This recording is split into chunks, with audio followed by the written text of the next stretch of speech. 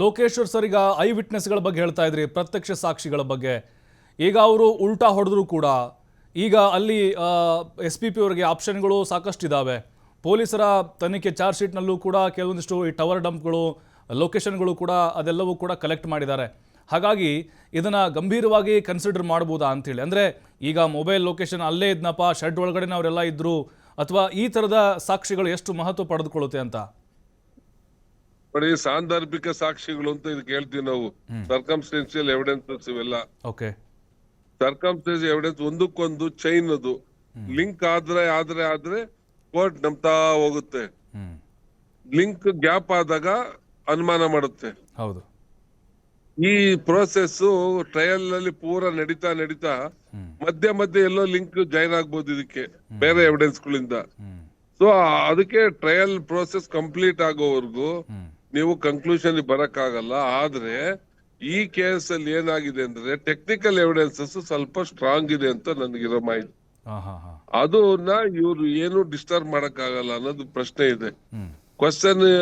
ಪ್ರಶ್ನೆಯಲ್ಲಿ ಅಲ್ಲಿ ಅವರು ವೀಕ್ ಆಗ್ತಾರೆ, ಪಬ್ಲಿಕ್ ಪ್ರಾಸಿಕ್ಯೂಟರ್ ಸ್ಟ್ರಾಂಗ್ ಆಗ್ತಾರೆ ಅನ್ನೋದು ವಿಚಾರ ಐತೆ. ಮತ್ತೆ ಮೋಟಿವ್ ಪ್ರೂವ್ ಆಗಕ್ಕೆ ಚಾನ್ಸಸ್ ಜಾಸ್ತಿ ಇದೆ ಇದರಲ್ಲಿ.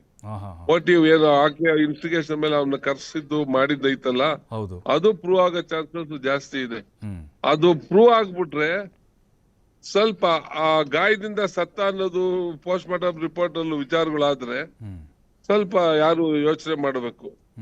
ಇನ್ವೆಸ್ಟಿಗೇಷನ್ CID ಮಾಡ್ಬಿಟ್ರೆ, CCB ಅವ್ರು ಮಾಡ್ಬಿಟ್ರೆ, CBI ಮಾಡ್ಬಿಟ್ರೆ ಆಗುತ್ತೆ ಪನಿಷ್ಮೆಂಟ್. ಲೋಕಲ್ ಪೊಲೀಸ್ ಅದೆಲ್ಲ ಏನಲ್ಲ. ಅದು ಆ ಇನ್ವೆಸ್ಟಿಗೇಷನ್ ಆಫೀಸರ್ ಕೆಪಾಸಿಟಿಯಲ್ಲಿ ಏನ್ ನಡೆದಿರುತ್ತೆ ಇನ್ವೆಸ್ಟಿಗೇಷನ್, ಅದು ಮ್ಯಾಟರ್ ಆಗುತ್ತೆ. ಬರ್ತೀನಿ ಸರ್ ನಿಮ್ಮ ಹತ್ರ. ದಿಲೀಪ್ ಸರ್, ಈಗ ಅಪರೂಪದ ಕೇಸ್ ಅಂತ ಇದನ್ನೇನಾದರೂ ಅಂದ್ಕೊಂಡ್ರೆ, ಕೋರ್ಟ್ ಅಂದ್ಕೊಂಡು ಅಂತಿಮವಾಗಿ ಆಯ್ತಪ್ಪ ಕೊಲೆ ಮಾಡಿರುವುದು ಇವರೇ ಅಂತ ಪ್ರೂವ್ ಆದರೆ ಕನಿಷ್ಠ ಜೀವಾವಧಿ ಆಗುತ್ತೆ ಅಥವಾ ಮರಣದಂಡನೆ ಆಗಬಹುದು ಅನ್ನುವಂಥ ಚರ್ಚೆಗಳು ನಡೀತಾ ಇದೆ ಅಂತ. ನೋಡಿ, you cannot say this is a rarest rare case. Okay, rarest rare case ಅಂತ ಹೇಳಿದ್ರೆ, ನೋಡಿ ಮೊನ್ನೆ ಮಡಿಕೇರಿಯಲ್ಲಿ ಒಂದು ಶಿಕ್ಷೆ ಆಯಿತು. ಒಬ್ಬ ಅಳಿಯ ತನ್ನ ಹೆಂಡತಿಯ ಮೊದಲ ಮಗು, ಹೆಂಡತಿಯ ಅಜ್ಜ ಅಜ್ಜಿನ ಒಂದೇ ದಿನ ಮರ್ಡ್ರ್ ಮಾಡಿ ಅದು ವಾಲಂಟರಿ ಸ್ಟೇಟ್ಮೆಂಟು ಕೊಟ್ಟಿರ್ತಾನೆ. ಪೊಲೀಸ್ ಸ್ಟೇಷನ್ಗೆ ಹೋಗಿ ಅದರಲ್ಲಿ ಚಾರ್ಜ್ ಶೀಟ್ ಕೂಡ ಹಾಕ್ಕೊಂಡು ಅದರಲ್ಲಿ ಅಪರಾಧ ಸಾಬೀತಾಗಿದೆ ಅಂತ ಹೇಳಿ, ಓಕೆ, ಹೆಂಡತಿಯ ಮೇಲಿನ ಸಿಟ್ಟಿಗೋಸ್ಕರ 4 ಜನ ಬರ್ಬರವಾಗಿ ಹತ್ಯೆ ಮಾಡ್ತಾನಲ್ಲ, ಅವನ ಮನಸ್ಥಿತಿ ಹೇಗಿರಬೇಕು? ಆ ಕೆಟ್ಟ ಮನಸ್ಥಿತಿ, ಇದು ರೇರ್ ಕೇಸ್. ಯಾರು ಕೂಡ ನಿಮಗೆ ಒಬ್ಬರ ಮೇಲೆ ಏನೋ ಸಿಟ್ಟು ಬಂದೇನೋ ಹೊಡಿಬೋದು ಹೆಂಡತಿ ಮೇಲೆ, ಕೊಲೆ ಮಾಡೋ ಲೆಕ್ಕಕ್ಕೆ ಯಾರು ಹೋಗಲ್ಲ. ಅಥವಾ ಕೊಲೆ ಮಾಡಿದ್ರೆ ಬೇರೆ ಯಾರನ್ನೂ ಕೊಲೆ ಮಾಡೋಕ್ಕೆ ಹೋಗಲ್ಲ. ಇಂಥ ಬರ್ಬರ ಅಂತ ಅಪರಾಧ ಕೃತ್ಯದಲ್ಲಿ ಮಾತ್ರ ನಾವು ಗಲ್ಲಿಗೇರಿಸ್ಬೋದು, ರೇರೆಸ್ಟ್ ರೇರ್ ಕೇಸ್ ಅಂತ ಹೇಳ್ಬೋದು. ಸೊ ನಿಮಗೆ ನಿರ್ಭಯ ಕೇಸ್ ಇರ್ಬೋದು, rarest rare case. The people how they have acted in a running bus. So ಈ ಥರ ಮರ್ಡ್ರು ಅಥವಾ ಈ ಥರ ಒಬ್ಬ ವ್ಯಕ್ತಿ ಸತ್ತೇ ಇಲ್ಲ, ಈ ಥರ ತುಂಬ ಇದಾಗಿ ಸತ್ತಿದ್ದಾರೆ, ಎಕ್ಸೆಪ್ಷನಲ್ ಕೇಸ್ ಅಂತ ಹೇಳಲಿಕ್ಕೆ ಈ ಕೇಸಲ್ಲಿ ನನ್ನ ಪ್ರಕಾರ ಬರಲ್ಲ. It is not a case you can say it's a rarest rare case ಅಂತ ಹೇಳ್ಬಿಟ್ಟು. Okay, but I don't come to a situation that where I can say as they will get a punishment like this ಅಂತ ಹೇಳ್ಬಿಟ್ಟು. Even it's a trial which has to be decided by the court at the fag end, not now. And even for the accused also there is a chance to acquit. For the prosecution also there is a chance to succeed. So whatever the evidence, it's the capacity and capability of an advocate to disprove whole prosecution case. Okay. So there is no presumption in murder case. For example, illa ivaga presume madlebeku he has committed an offense anta biಟ್ಟು, because certain acts says there is a presumption. ಇವಾಗ POCSO act ಅಲ್ಲಿ presumption ಇದೆ. Okay, unless until if the some contrary is proved that it shall be presumed that he has committed an offense ಅಂತ ಹೇಳ್ಬಿಟ್ಟು. The other act, special act ಅಲ್ಲಿ, Coca act ಅಲ್ಲಿ, if a person who has been invoked under the coca act, so there is a presumption that he has committed an offense, but he has to prove that he has not committed an offense and he is innocent ಅಂತ ಹೇಳ್ಬಿಟ್ಟು. But there is no presumption in a case like a murder here.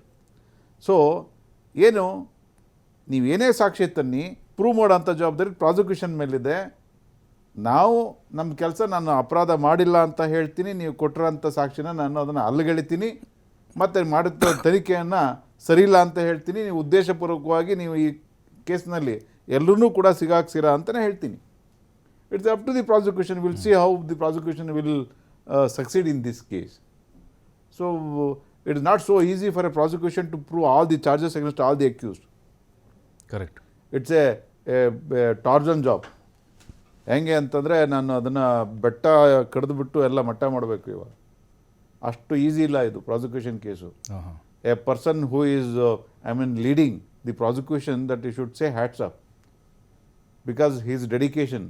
I really appreciate the Prasanna Kumar. The every day, I don't know what time he sleep, what time he'll wake up, and what are the other cases, because he is so busy in all other cases. He'll be busy in CBI cases, in High Court, and he has to attend these cases and the other matters which are been referred by the state as a special PP he has to take up. So it's a hectic task. A normal advocate who spend a beautiful time from morning 9 to 10, it is not possible. So, whoever it may be, will wish, let the prosecution and the accused do their job best of their best ಅಂತ ಹೇಳ್ಬಿಟ್ಟು ಹೇಳ್ಬೋದು. ನಿಜ.